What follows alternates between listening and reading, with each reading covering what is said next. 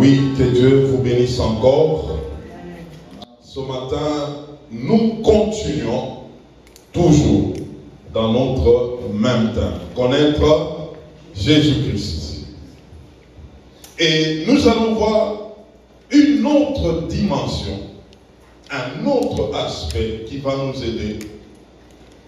Et je crois vraiment que quelqu'un sera béni. Amen. Nous avons le premier texte dans Luc chapitre 17, du verset 11 au verset 19. C'est un texte connu, mais l'Esprit nous a conduits à les décortiquer autrement. Luc chapitre 17, verset 11 à 19. Nous allons faire la lecture. Trouvons les passages. Nous lisons. Jésus se rendant à Jérusalem, passait entre la Samarie et la Galilée. Comme il entrait dans un village, 10 lépreux vinrent à sa rencontre. Se tenant à distance, ils élevèrent la voix et dirent: Jésus, Maître, aie pitié de nous. Dès qu'il les eut vus, il leur dit: allez vous montrer au sacrificateur. Et pendant qu'ils s'y allaient, il arriva qu'ils furent guéris. L'un d'eux, se voyant guéri, revint sur ses pas, glorifiant Dieu à haute voix. Il tomba sur sa face aux pieds de Jésus et lui rendit grâce. Souligné, lui rendit grâce. C'était un Samaritain. Jésus, prenant la parole, dit: les 10 n'ont-ils pas été guéris? Et les 9 autres, où sont-ils? Ne s'est-il pas trouvé que cet étranger pour revenir et donner gloire à Dieu? Puis il lui dit: lève-toi, va, ta foi t'a sauvé. Amen. Nous prenons encore Jean chapitre 11, verset 41. Jean chapitre 11 et le verset 41.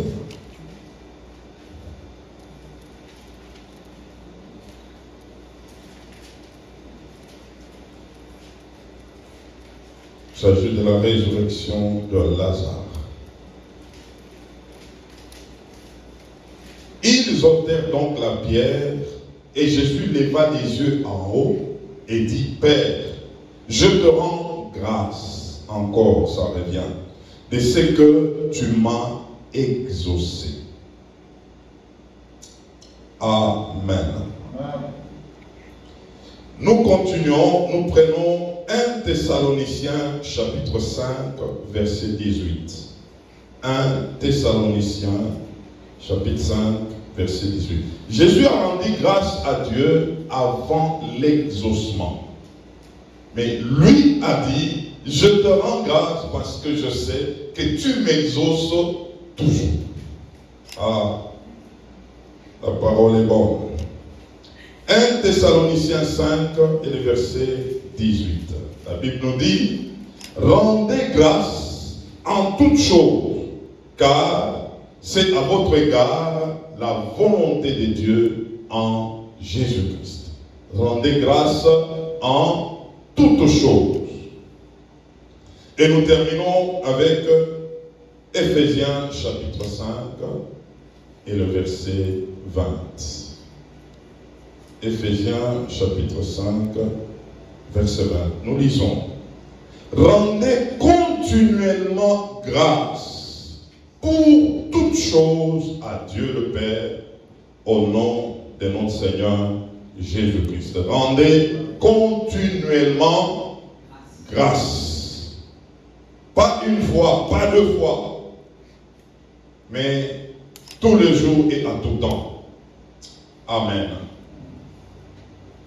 Comme nous l'avons dit dans notre introduction, que nous parlons de ce thème, connaître Jésus-Christ. C'est lui notre modèle, c'est lui notre centre de gravité, c'est lui qui nous a sauvés et donc nous devons savoir comment le Seigneur a marché, comment il a opéré, comment il a fait, comment il a vécu, comment il a marché. Et si nous nous mettons avec Jésus-Christ comme notre modèle, nous allons mener une vie chrétienne puissante. Et ici, nous avons une histoire connue. L'histoire des 10 lépreux. Ils étaient tous 10 des lépreux. Et ils étaient déjà en dehors de la ville à cause de leur lèpre. Et tous, quand ils ont vu Jésus, la Bible dit, ils ont haussé la voix. Ils ont parlé à Jésus. Et ils l'ont appelé maître. Rabbi, aie pitié de nous. Ils étaient en détresse. Ils étaient marginalisés. La société les avait déjà mis dehors. Les lépreux ne pouvaient pas habiter là où il y avait tout le monde. Dès qu'on les déclarait lépreux, on devait les ôter du milieu de tout le monde. On devait les mettre en quarantaine. Comme aujourd'hui, il y a des ceux qu'on met en quarantaine. Avec la lèpre, c'était comme ça. Dès qu'on te déclare lépreux, tu dois être en quarantaine. Tu ne peux pas être en contact avec les autres, au risque de les contaminer. Pendant que ces gens se sont retrouvés ainsi, ils ont vu Jésus passer. Eux tous 10 ont crié vers Jésus. Rabbi, aie pitié de nous. Jésus le regarde. Il a vu déjà que c'était un problème de lèpre. Jésus n'a rien dit d'autre sinon allez vous montrer chez les sacrificateurs. Allez vous montrer chez les sacrificateurs. Autrefois, ceux qui constataient si quelqu'un était guéri de la lèpre, c'était les sacrificateurs.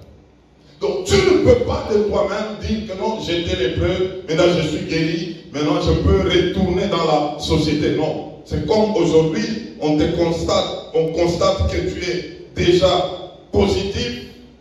Qu'est-ce qu'on fait? Il faut qu'on te teste encore pour savoir si tu es guéri.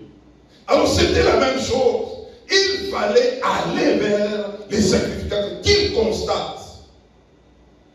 Pendant qu'ils allaient, eux-mêmes ont constaté leur guérison. Et donc, dans la parole de Jésus, allez vous montrer, c'est dans cette parole qu'il y avait la guérison. La parole que Jésus avait libérée, dans cette parole, il y avait la guérison. Et j'aimerais nous dire ce matin que le Seigneur nous a déjà tout donné. Et tout ce qu'il nous a donné, c'est tout dans sa parole. C'est à chacun de nous de saisir la parole. Il a fallu que ces hommes marchent selon cette parole qui a dit allez vous montrer. Lorsqu'ils se sont mis à marcher dans cette parole d'aller, ils ont retrouvé qu'ils étaient guéris. Il y a une parole pour toi. Si tu captes cette parole, ta vie va changer. Le Seigneur a déjà parlé sur ta vie. Le Seigneur a déjà mis des choses en ta disposition. Il y a 2 dimanches passés où nous avions dit tout ce que nous cherchons se trouve au-dedans de nous. Il faut travailler avec la parole et avec le Saint-Esprit. Le Saint-Esprit habite dans quiconque croit.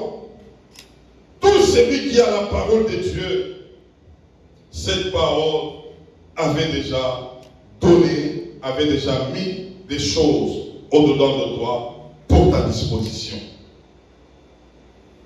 Ces hommes, ils ont constaté leur guérison qui était déjà établie dans la parole que Jésus avait déclarée. Alléluia. Alors j'aimerais te dire quelque chose. Avec Dieu, ce n'est pas ce que tu demandes qui constitue un problème. Mais le problème, c'est après avoir reçu ce que tu as demandé.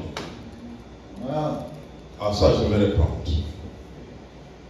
Avec Dieu, ce n'est pas ce que tu demandes qui a un problème. Mais c'est quand tu reçois ce que tu as demandé, c'est là que les choses commencent. Ah, si tu peux recevoir ces paroles. Dieu connaît nos cœurs. Dieu sonde nos cœurs. Jérémie chapitre 17, le verset 10. La Bible nous dit, Dieu, l'Éternel, éprouve les cœurs. C'est-à-dire, il connaît ce qui se passe dans chaque cœur. Il pèse les cœurs de chacun. Celui qui maîtrise les cœurs de l'homme, c'est Dieu. Celui qui connaît les intentions du cœur, c'est Dieu. Même ce qui est caché dans le fond du cœur, Dieu les connaît. Ah, cet enseignement m'a ouvert beaucoup de choses. Rien n'est caché au devant de Dieu. Tout est mis à découvert au devant de Dieu. Dieu sait dévoiler les cœurs de l'homme. Avant la guérison, et tous 10 ont appelé Jésus qui? Maître, Rabbi. Ils ont crié à haute voix. Ils ont dit, et tous, aie pitié de nous. Nous sommes des malheureux. Nous pleurons devant toi. Écoute-nous, Seigneur. Beaucoup de choses sont cachées dans l'homme après l'exaucement. C'est pourquoi dans mon introduction, j'ai dit, le Seigneur t'a déjà exaucé. Mais le problème, c'est comment se comporter après l'exaucement. Ils avaient la guérison avant que Jésus ne parle. Parce que Jésus n'a même pas dit, soyez guéris. Jésus a tout simplement dit, allez vous montrer chez les sacrificateurs. Allez-y. Allez-y. Tout est là. C'est pendant qu'ils allaient, ils ont constaté eux-mêmes qu'ils étaient guéris. Maintenant, l'attitude a changé. Après l'exaucement. J'aimerais te poser une question ou aide-moi à poser cette question à ton voisin. Quand tu seras exaucé, seras-tu toujours le même ou tu vas changer?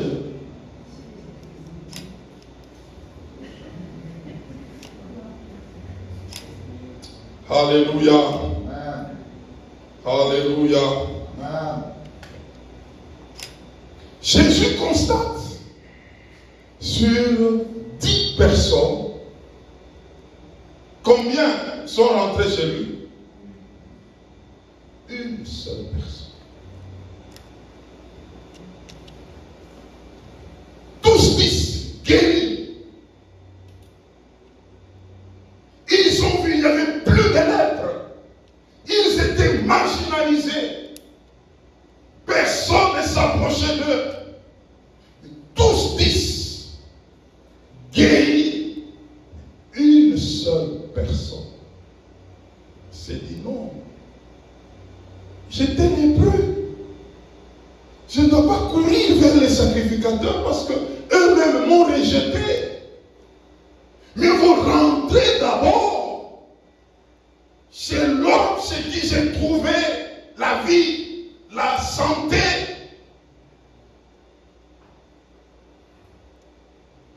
Mais les 9, leur histoire s'était arrêtée là.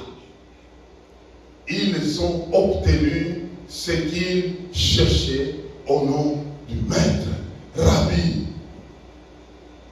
je ne sais pas, grand prêtre, je ne sais pas, excellence. Ils ont obtenu. Quand ils ont vu qu'ils ont obtenu, tout était fini. Vous savez, dans notre ministère, nous avons connu des choses comme ça. Nous avions des gens qui pouvaient venir à l'église, cherchant l'exaucement, cherchant que Dieu les visite, cherchant que Dieu les aide. Ils étaient assidus, ils pouvaient se donner, ils étaient amenés au pasteur, parlant au pasteur, écoute pasteur, en tout cas priez pour moi, moi ici, moi ici. Après l'exaucement, commence à chercher quelqu'un. Il devient soit éteint, soit hors périmètre.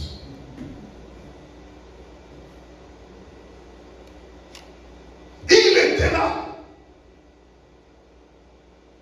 Vous savez, je dois vous dire ces choses au début. Parce que Dieu va vous visiter.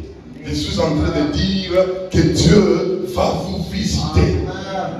Dieu va vous amener dans des dimensions. Tu vas te regarder. Tu dis non, je n'étais pas comme ça. Je sais ce que je suis en train de dire. Et c'est la vérité. Je ne flatte personne. Dieu va vous visiter. Il va t'amener à une dimension où tu peux te regarder. Tu dis non, non. En tout cas, si je suis honnête, si je suis sincère, je n'étais pas comme ça. Il y a une main qui a fait quelque chose. Et quand tu vas constater ces choses, comment tu vas te comporter? C'est pourquoi j'ai dit, le problème, ce n'est pas ce que nous demandons. Le problème, c'est l'après. Quand tu auras là, ce que tu demandes là, les souhaits de ton cœur. Il y a même des choses qui sont au-dedans de toi, comme souhaits.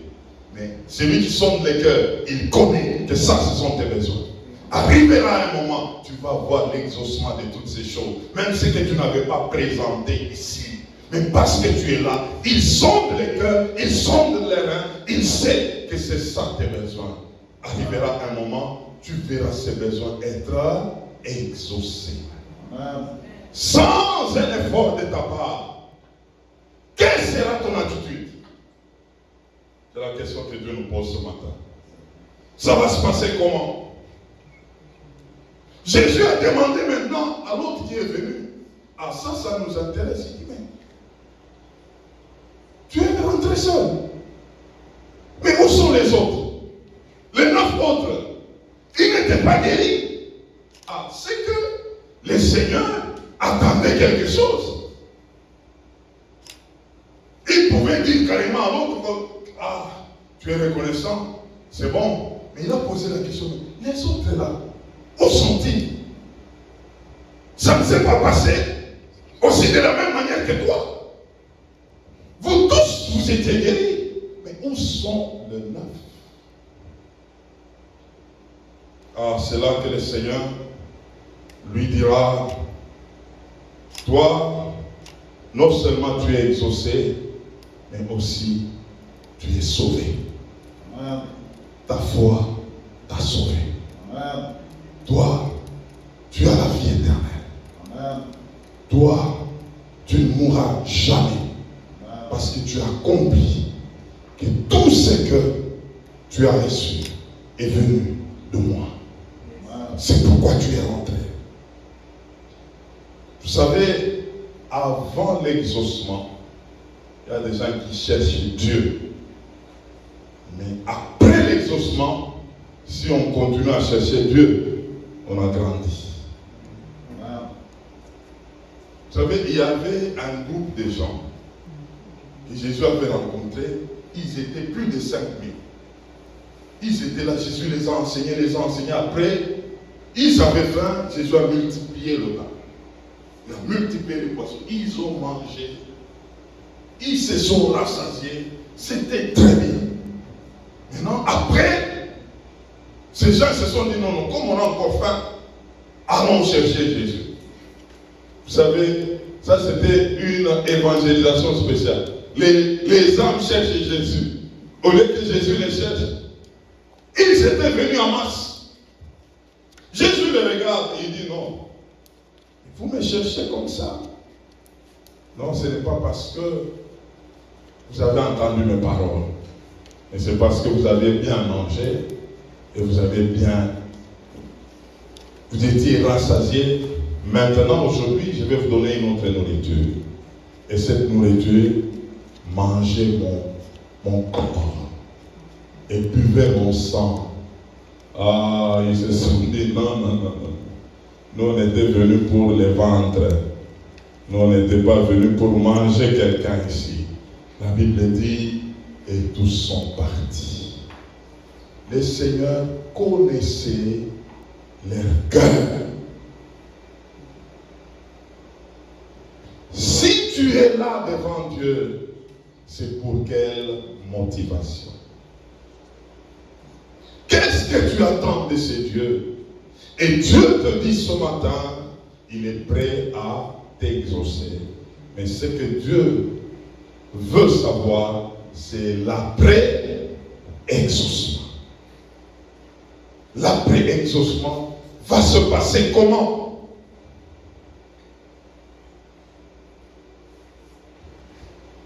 Qu'est-ce que Dieu attend de nous à l'après-exaucement?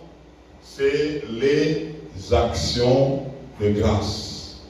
C'est la reconnaissance. C'est lui donner gloire.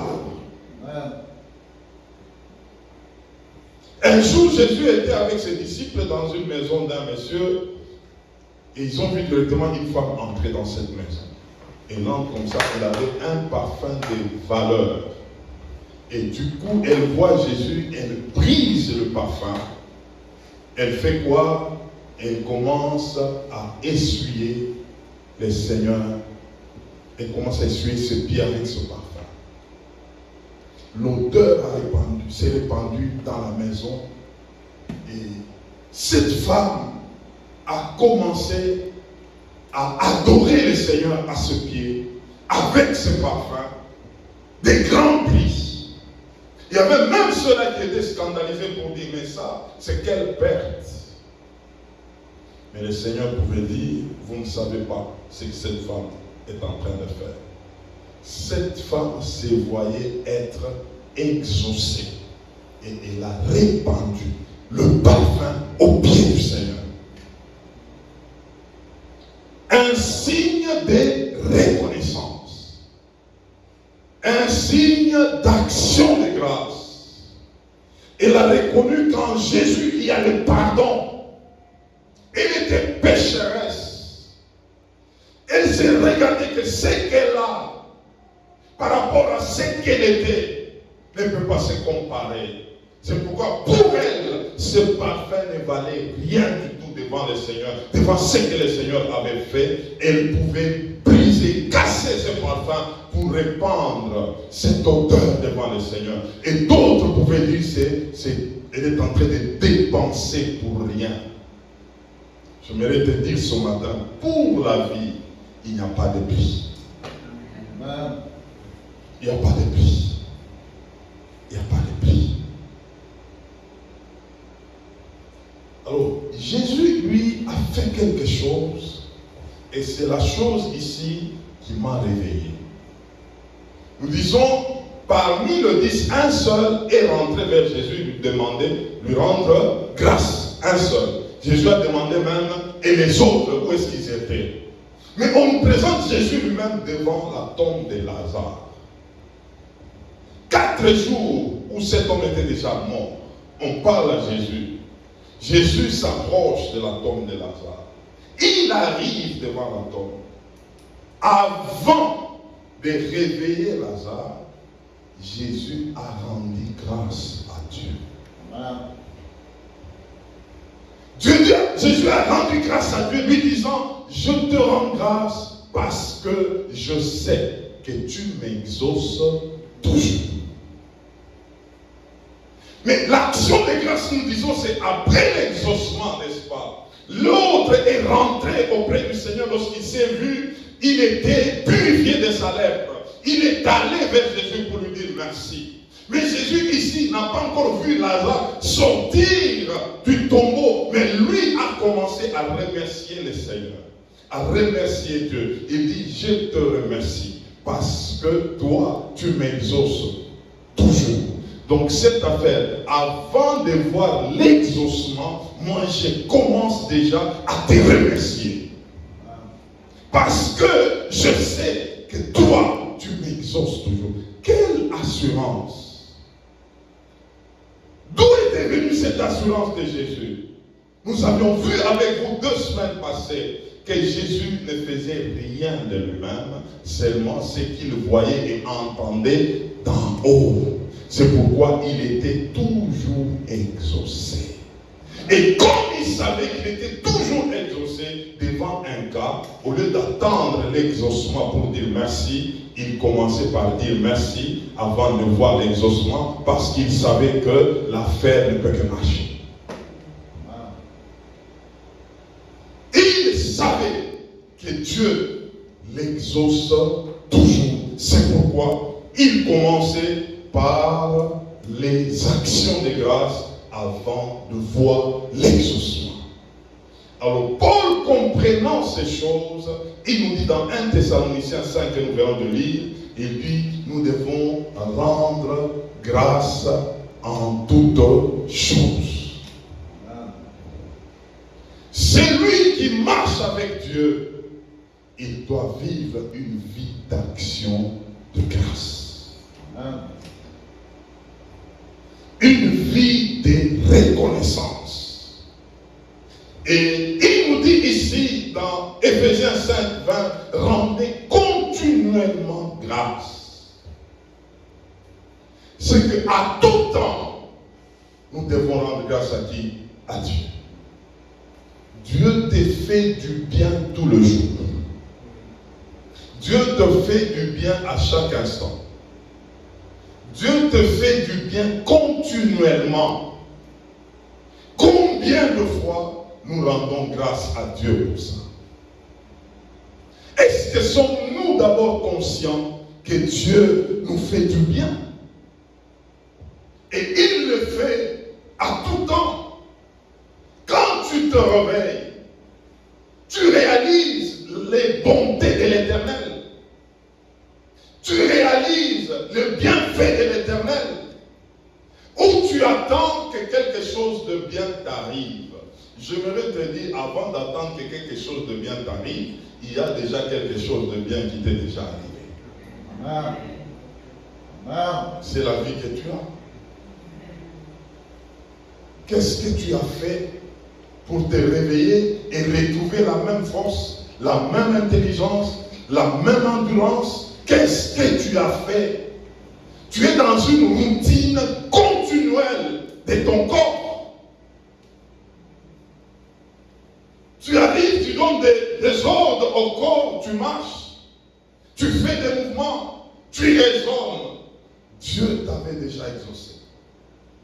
Mais qu'est-ce que tu fais en retour? Est-ce que tu réalises cela? Que Dieu est celui qui t'exauce continuellement et que tu dois aussi lui rendre grâce continuellement.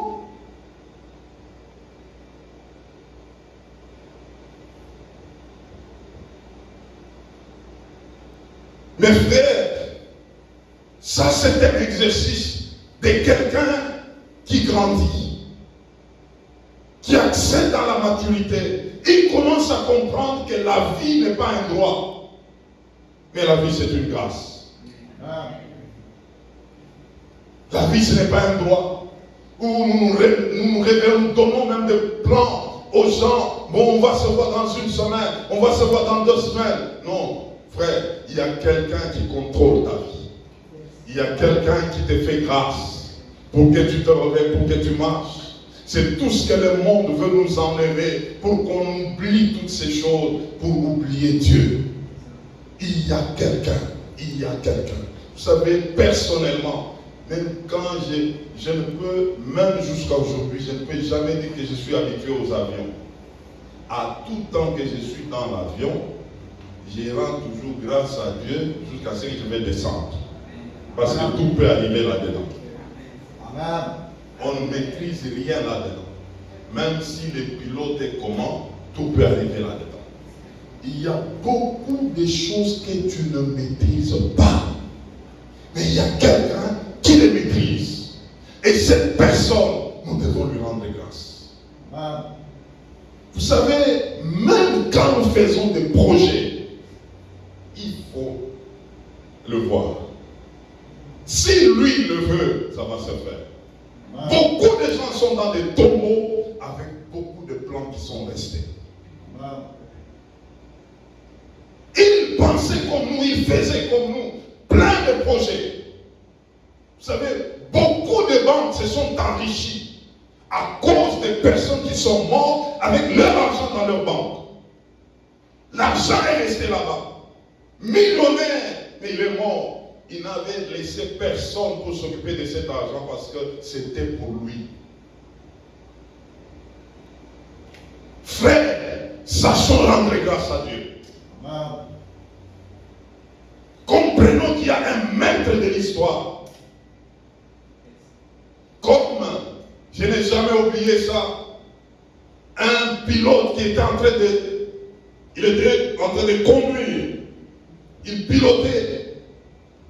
Et il était accompagné avec un serviteur de Dieu qui était dans l'avion et il se connaissait. Et le serviteur est allé même dans là où le pilote était, il commença à se parler. Pendant qu'il se parlait dans la cabine, pendant qu'il se parlait, du coup, ils ont senti un mouvement comme l'avion a cogné quelque part en haut. Donc ça cognait comme ça puis c'est rentré. Mais ils ont continué. Le pilote a bougé et dit, mais qu'est-ce qui se passe? Le serviteur de Dieu lui dit, non, il n'y a rien. C'est Dieu qui est là. Il t'a dit que ne monte pas trop. Ici, c'est chez moi. Dit, je suis là, ici, c'est chez moi. Ne monte pas trop, descends. Ils ont volé sans problème jusqu'à arriver. Je me dis ce matin, il y a quelqu'un qui est là. Il y a quelqu'un qui est là. Il est là. Il est là, il faut tenir compte de lui. Il est là. Même si tu peux monter, il faut que tu réalises qu'il y a quelqu'un qui est là au-dessus. Oui.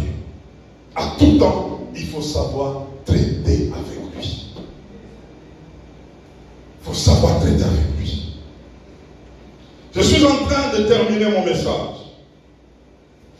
Lorsque Dieu veut nous exaucer, Dieu, lui, n'a aucun problème. Le problème, c'est après l'exaucement.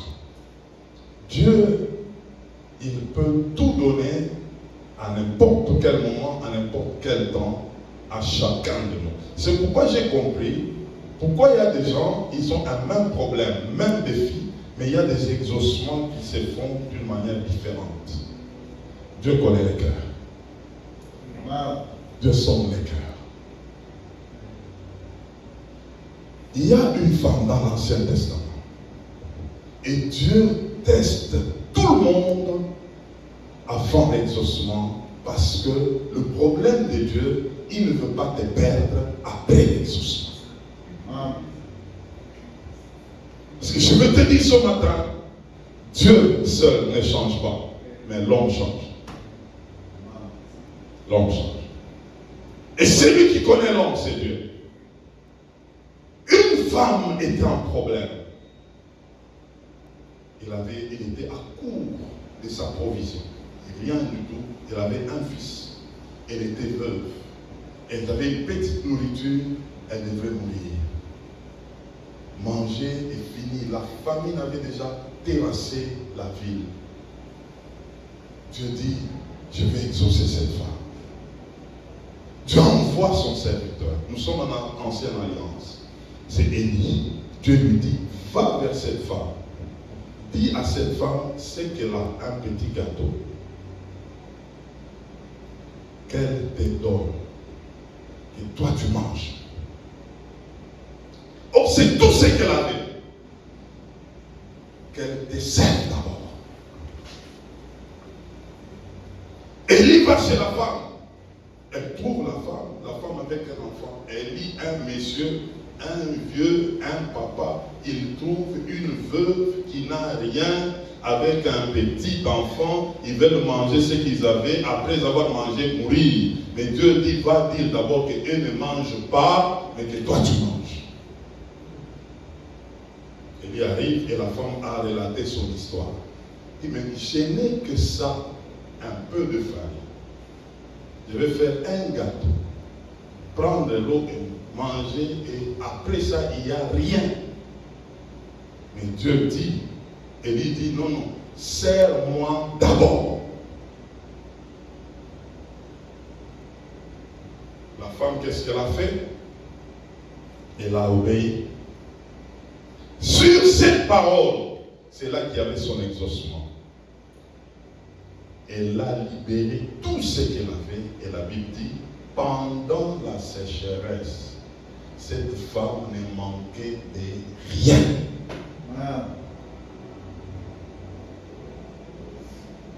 Test d'exaucement. Elle ne pouvait pas réaliser qu'en donnant, les choses allaient bouger comme ça bougeait. Mais elle a fait sur cette parole et elle a constaté après que les choses ont marché comme on lui avait dit. Le problème, ce n'est pas d'avoir ce que tu as, mais c'est après avoir reçu. Il y avait quelque chose pour cette femme, mais Dieu voulait voir l'attitude de cette femme. Comment elle allait se comporter. Dans ce qu'elle désirait, elle disait, elle n'avait rien. Elle voulait vivre avec son enfant. Mais Dieu voulait voir comment elle va se comporter. Et la Bible dit, pendant ce temps, elle était elle-même ravitaillée, et elle ravitaillait Élie qui vivait avec elle. Et sur la parole de qui? Sur la parole de Dieu, qu'elle avait obéi. Mes frères, Dieu voit loin que ce que nous voyons ici. Dieu voit très loin que ce que nous voyons ici. Ne soyons pas limités avec ce que nous voyons. Nous allons en Nouvelle Alliance. Nous retrouvons les apôtres. Les apôtres avaient une manière d'agir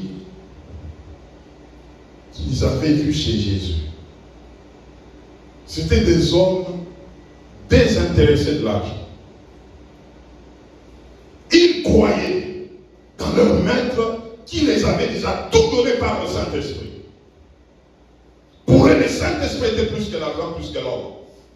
C'est comme ça que pendant qu'ils opéraient avec le Seigneur, il y avait toujours la provision. Les gens apportaient de l'argent. Et quand ils apportaient de l'argent, la Bible dit, ils n'amenaient pas l'argent dans les païens. Ils amenaient l'argent au pied des apôtres. Au pied. Pas dans leurs mains. Au pied. Ils avaient déjà mis la position de l'argent. J'aimerais dire à quelqu'un ce matin, l'argent doit être au pied. Pas aux mains. Si l'argent devient entre tes mains, ça va te manipuler. Au lieu que toi tu manipules l'argent. Les choses commencent à se produire. Jusqu'à ce que tout le groupe, ils se sont dit, opération, vendons nos biens. Vendons nos maisons et apportons l'argent à l'église. Vendons tout le monde. Et les gens commencent à vendre des maisons, frères. Quelqu'un a une maison comme ça, comme ici, il vend sa maison, il amène, il trouve les apôtres, il jette l'argent au pied. Là, les apôtres sont là, on est en train de jeter l'argent au pied. Tu vends ta maison, il vend son véhicule, il vend, ils apportent. Alors il y a eu un couple, ils se sont dit, ah, cette affaire ici, je ne vois pas clair. Il y a une manipulation là-dedans. Il y a des gens qui parlent comme ça. L'affaire là des églises, on manipule les gens. Et quand il a même des lunettes, il descend un peu ses lunettes, il commence à regarder un peu comme ça. Il dit non, je ne vois pas clair ici. Il faut que je regarde bien. On manipule les gens ici. Quelque chose qui est venu du Saint-Esprit, pas des apôtres. C'est pourquoi j'ai fait la nuance entre l'ancienne alliance. Il y a eu une parole qui est venue de Dieu par Élie, qui a demandé. Mais nous avons le Saint-Esprit en nous. Maintenant, le Saint-Esprit travaille, le Saint-Esprit parle, le Saint-Esprit agit. Il peut susciter quelque chose venant de lui. Opération vente de maison. Alors, un couple a dit non, en tout cas, là il y a une manipulation. Bon, faisons ceci. Là c'est l'homme et la femme. L'homme et la femme, c'est des complices terribles. Ils se sont dit non, faisons aussi comme tout le monde. Vendons la maison et nous allons faire aussi comme nous apportons tout l'argent, comme tout le monde est en train de le faire. Mais nous gardons une partie d'argent pour nous, parce que ces gens ici vont nous dépouiller, vendre tout et rester comme ça. Ils ne savaient pas que c'était l'élément déclencheur d'avoir d'une manière illimitée. Ils se sont entendus, ils ont apporté l'argent. Écoutez-moi très bien. Ce n'était pas l'argent des apôtres, c'était leur argent. Ils ont vendu leur maison et ils apportent l'argent, une partie. Ils ont gardé une partie. L'argent était à eux, la maison à eux. Mais ils arrivent, c'est l'homme qui passe, comme l'homme aime toujours jouer le chef. Il passe, il va les apôtres, il dit bon, on a amené. Nous aussi, on a vendu notre maison. Voilà tout l'argent. Pierre qui les regarde, il dit tu dis vrai? Oui, c'est ça notre argent. On a tout vendu, c'est ça. Pierre regarde, il dit pourquoi ces mensonges? Tu es en train de mentir au Saint-Esprit. Ce n'est pas aux hommes que tu as menti, mais c'est à Dieu que tu as menti. C'est fini pour toi. Pour l'homme est tombé, il est mort. La femme arrive, l'homme était déjà mort. Elle arrive là, on nous pose la question, non, je cherche mon mari et tout. Qu'est-ce que vous avez fait? Non, on a tout vendu. Mon mari ne vous a pas dit, on a tout vendu et on a apporté tout l'argent. Tu as fait comme lui aussi. Toi aussi tu as menti au Saint-Esprit. Tu as menti à Dieu et non pas aux hommes. Pouf, elle est morte. On les a pris tous les deux pour aller les enterrer. Cette histoire-là était connue de tous. Alors les gens se posent une question, et moi je me posais la question, pourquoi ils étaient morts? Parce qu'ils voulaient amener quelque chose d'autre que ce que Dieu avait installé. Si ces gens-là n'étaient pas morts, d'autres allaient continuer à faire comme ça. C'est que quand on demande quelque chose, ils peuvent faire à moitié, rien ne pouvait les arriver. La Bible dit, après leur mort, la crainte s'empara de tous. Et les miracles commençaient maintenant à s'opérer. J'aimerais dire que le miracle de Dieu s'opère là où il y a la crainte de Dieu. Amen. La crainte précède le miracle. Dieu, quand il veut faire des grandes choses, il viendra d'abord pour sanctifier les lieux. Pour qu'on réalise qu'ici, il y a Dieu. C'est pourquoi des grands réveils viennent ils sont précédés par des actions fortes qui installent la crainte de Dieu. Amen. L'homme peut parler avant l'exaucement, mais après l'exaucement, l'homme peut changer. Amen. Je connais ce que j'ai dit. Moi, j'ai vécu avec beaucoup de gens. Moi, je suis pasteur depuis. Je commence à entrer vers les trentaines d'années, je connais. Pas pasteur. En tout cas, moi, là, je dis, si Dieu fait là, vous allez voir. Puis Dieu a fait et on a vu. La personne, on l'a vu. Je vais terminer par là. Il y avait un monsieur. Il avait beaucoup de projets comme ça. Tout de lui était bloqué. Et Dieu était là témoin. Et monsieur, il était assidu. Je suis en train de vous parler de ces choses, je vous prépare. Il a demandé à Dieu l'exaucement des choses, traînaient toujours. Jusqu'à ce qu'il est allé voir le pasteur. Le pasteur, en tout cas, moi, je ne suis pas satisfait. Moi, j'ai des projets, il y a des choses, mon argent caché quelque part, ça ne sort pas. Il explique, il dit, en tout cas, moi, là, j'aimerais que Dieu m'exauce.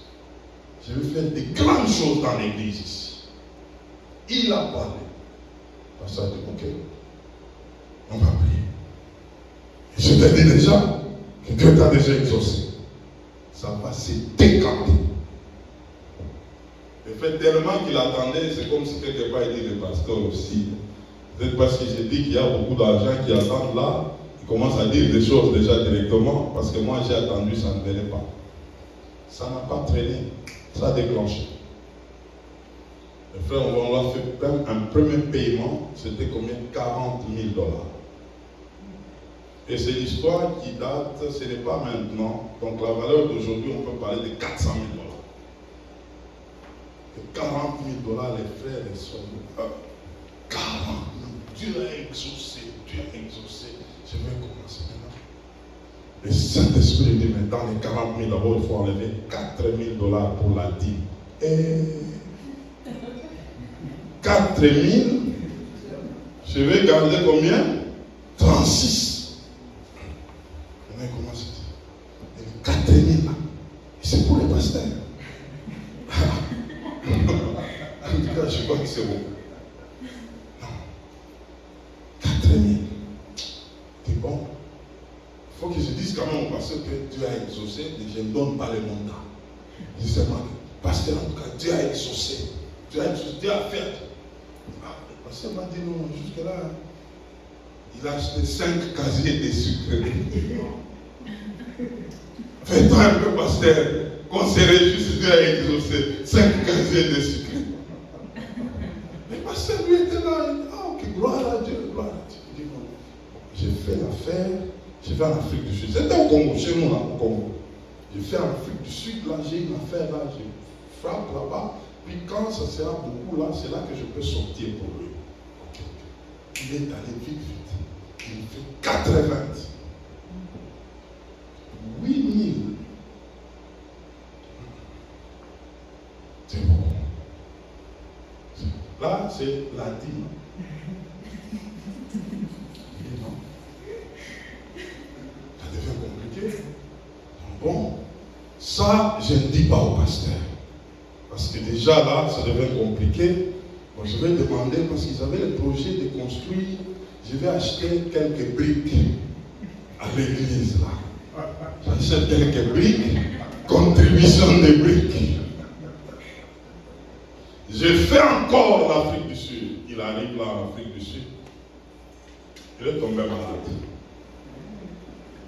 Et puis bon, c'était quelque chose qui était devenu bizarre là. Donc il se sentait faible, il ne comprenait pas, faible, il ne comprenait pas. Il n'était pas bien dans son corps, ça n'allait pas. Jusqu'à ce que. Et puis, on l'interne là-bas. Il appelle le pasteur, il dit non, non, quand je ne me sens pas bien, priez pour moi. Le pasteur ne savait rien, il priait pour lui, il priait pour lui. Et puis du coup, on lui dit, non, on ne trouve rien, il n'y a rien. On ne peut pas te garder à l'hôpital, il n'y a rien, il faut que tu... Mais lui se sentait mal. Il est rentré au pays. Ce frère-là, il avait perdu sa vie comme ça. Je ne vous fais pas peur. Je vous dis la vérité. Dieu change les hommes et l'argent change aussi. Retenez ça.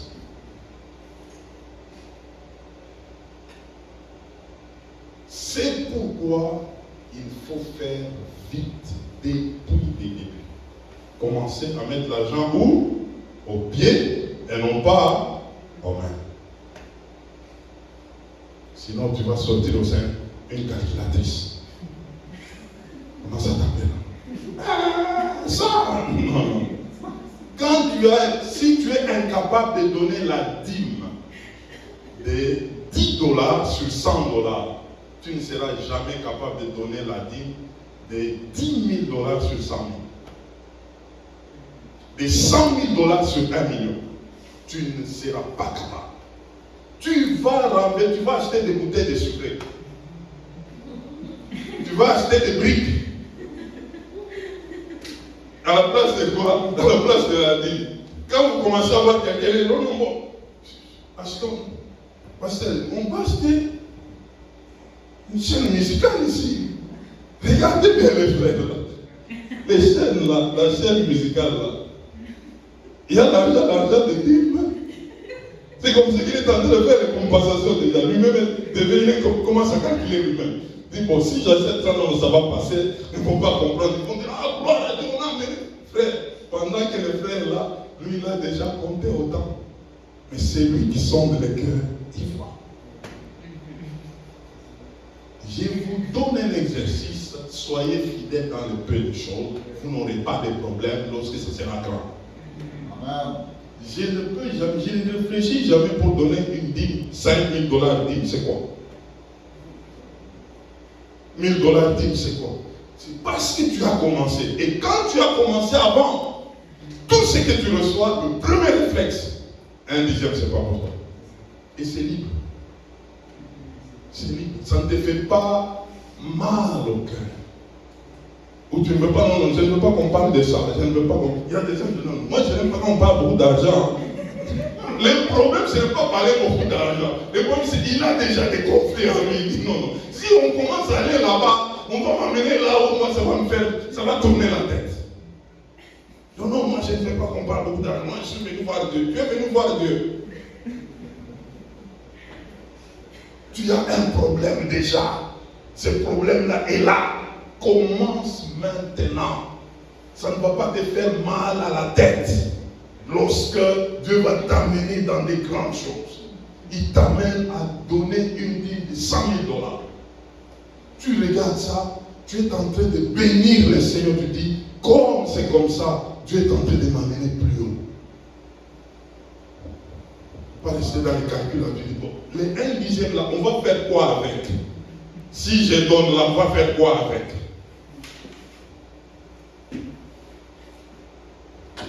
Alors que celui qui a les oreilles entende.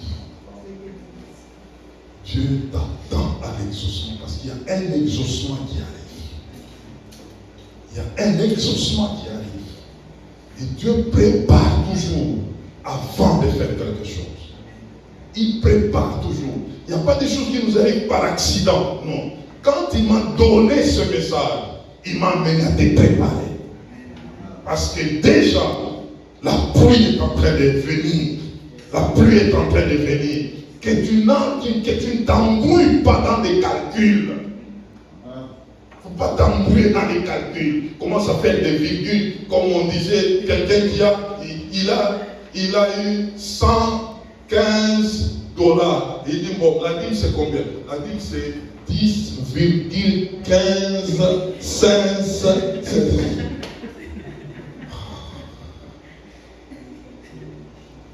Je change, il faut que je change les sens là. Il faut que j'ajoute parce que c'est 10,15 là.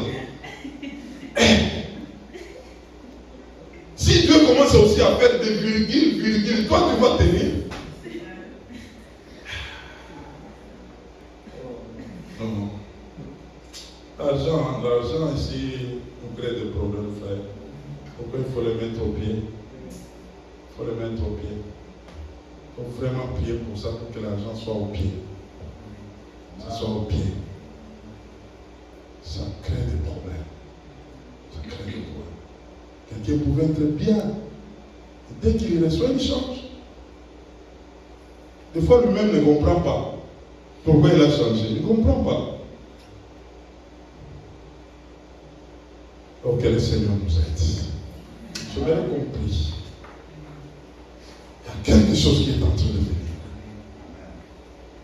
Il y a quelque chose qui est en train de venir. Que Dieu nous aide à ça. Soyons debout. J'aimerais que tu dises ce matin que l'argent soit à tes pieds. C'est ça la prière d'aujourd'hui. Que l'argent soit où? Aux pieds, pas aux mains. Que Dieu tienne ta main, mais que l'argent soit aux pieds. C'est lui qui va te conduire. On peut se tenir debout. Alléluia. Merci Seigneur. Tu vas prier de là où tu es par rapport à ce message. Le Seigneur, il veut t'exaucer, il t'a déjà exaucé. Le Seigneur t'a déjà amené dans un temps nouveau. Et c'est comme ça qu'il te parle ainsi. Élève ta voix et commence à prier pour dire Seigneur, merci pour cet exaucement. Que l'argent soit à mes pieds. C'est vrai que tu seras propulsé tout au long de cette semaine. Tu seras propulsé dans des connexions qui vont étonner ta vie. Mais que tu comprennes que Dieu doit être au centre de toutes choses. Élève ta voix et commence à prier. Alléluia. Merci Seigneur. Merci notre Dieu et notre Père. Tu ne parles jamais en vain. Tu ne parles jamais en vain, tendre Père. Nous te sommes infiniment reconnaissants. Te rendons de multiples actions de grâce. Merci Seigneur de nous réveiller. Que nous te devons des actions de grâce. Toi, celui, ô Dieu, qui nous a déjà exaucés. Donne-nous, Seigneur, notre Dieu, de ne pas changer, mais de rester, Seigneur, tel que nous étions avant que ces choses n'arrivent. Aide-nous, tendre Père, à demeurer fidèles à toi. Aide-nous, tendre Père, à mettre l'argent à la place qu'il faut et à mettre les seigneurs à la place qu'il faut. Aide-nous, Seigneur. Aide-nous, tendre Père. Aide-nous, notre Dieu. Nous te supplions ce matin. Nous te supplions ce matin. Nous te supplions ce matin. Saint-Esprit, prédispose-nous. Saint-Esprit, aide-nous. Saint-Esprit, amène-nous dans cette dimension de comprendre les choses spirituelles. Merci Seigneur. Merci Seigneur. J'aimerais qu'on prie particulièrement en rendant grâce à Dieu pour la guérison, la santé divine. Dis merci au Seigneur ce matin qu'il t'a préservé des maladies, des infirmités. Dis-lui merci dans ce moment où beaucoup de gens parlent de maladies, des infirmités, mais toi Dieu t'a déjà exaucé. Il t'a déjà exempté des maladies, des infirmités. Rends-lui des actions de grâce. Tu lui dis, Seigneur, merci parce que je suis déjà guéri. Je suis déjà épargné des maladies. Je suis déjà exempté de tous ces vents de maladies qui se passent dans ce monde. Élève ta voix et prie au nom de Jésus-Christ. Seigneur, je te rends grâce, tendre Père, toi qui m'avais déjà exaucé. Seigneur, tu m'avais donné la santé divine. Je suis en bonne santé, voilà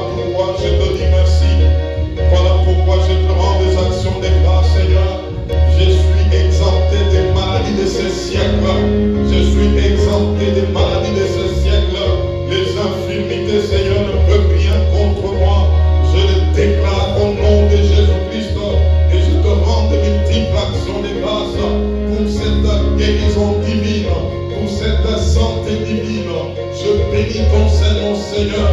J'élève ta grande redonne, Père, de ce que tu m'avais déjà exaucé. Tu avais déjà exaucé mon épouse. Tu avais déjà exaucé mes enfants, Seigneur. Tu avais déjà exaucé l'Église. Oh, je te rends grâce dans le Père, parce que nous vivons, Seigneur. Oh Dieu, avec l'humilité qui vient de toi, Seigneur. L'humilité du ciel, notre Père, sur la terre. Merci de tout notre cœur éternel. Merci, Seigneur. Merci, notre Dieu. Merci, tendre Père. Dans le nom de Jésus-Christ. Fin de compte, tu vas faire cette prière, Seigneur. Aide-moi à être fidèle dans tout ce que je reçois de toi. Élève ta voix et prie au nom de Jésus-Christ. Notre Père, merci de m'aider à être fidèle dans ce que tu mets en moi, Seigneur. Tu déposes dans mes mains, Seigneur. J'implore ta grâce, j'implore ta fidélité, j'implore ton amour. Aide-moi, Seigneur, à demeurer fidèle à toi dans ce que tu mets devant de moi, Seigneur. Merci de nous rendre capables. Merci de nous rendre capables. Merci de nous rendre capables. Merci de nous rendre capables. Au nom de Jésus-Christ. Te sommes infiniment reconnaissants, Seigneur. Lève tes deux mains de là où tu es. Seigneur, je recommande ton peuple d'une manière particulière. Ce peuple qui a entendu ces choses. Tu les as précédés selon que tu sais là où tu les amènes. Merci, Seigneur, de les impacter. Merci, Seigneur, de mettre en eux de bonnes dispositions pour qu'ils te servent avec intégrité de cœur. Je le recommande à toi d'une manière particulière. Que l'ennemi ne vole jamais ce que toi tu mets dans leurs mains, Seigneur. Merci de les sécuriser. Merci de les protéger. Merci de les garder dans les creux de ta main. Au nom de Jésus-Christ, ainsi prié. Amen. Oh, que Dieu vous bénisse. Que Dieu vous bénisse. Que Dieu vous bénisse.